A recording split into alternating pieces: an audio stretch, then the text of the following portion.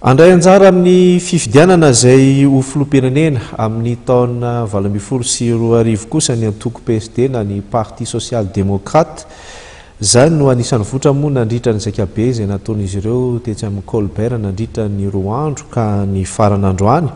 Midika moa izany fa matoa tany amin'ny Colbert izay ataontsika hoe hotely manana kitana efatra. Izany hotely izany midika izany fa vonona ny hanome tsara ny PSD ary efa vonona ihany koa zareo ny amin'ny mety manana. Andray anjara amin'ny fifidianana filoham-pirenena amin'ny taona 2024 ny antoko PSD, io no nambaran'ny antoko nandritra ny famaranana ny zakabe androany. Zava-dehibe dimy ihany koa no nankatoavina, nisy ny fanovanana Santa Mifeny antoko ary nijanona ho filoam-boninahitra ny antoko PSD Iramatory Finintsiranana. Ambilay Somainjafy, izany no targetra ny antoko ary namindra fahefana amin'ireo tanora saingy kosa mametraka rafitra ny ray aman-dreny ho fanajana azy ireo. Ny vokatry ny asa irery ihany ny tokony ilofosantsika malagasy no ahatonga ny firenentsika ho firenena vanina.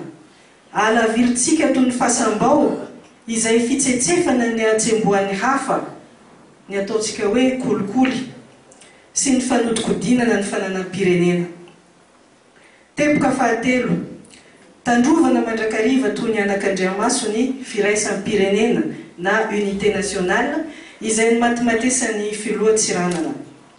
Tao anatin'ny fotoana maromaro no tsy heno ny antoko saingy nandinika ny fiainam-pirenena raha ny fanazavana nentin'ny filoham-boninahitra.